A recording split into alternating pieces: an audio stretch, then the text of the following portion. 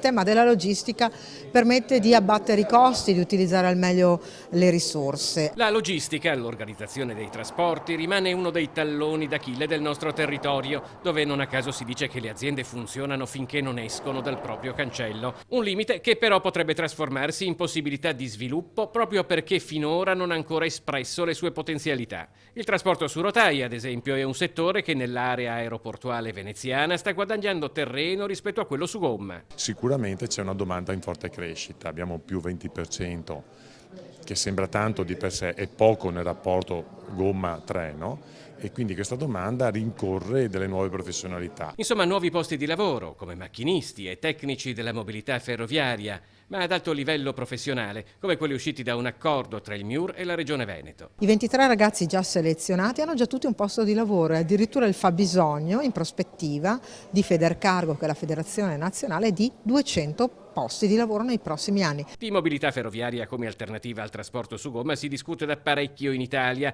I segnali che in questo caso possa cambiare qualcosa ci sono. Del Rio ha dato una sterzata dando la possibilità di allungare i treni.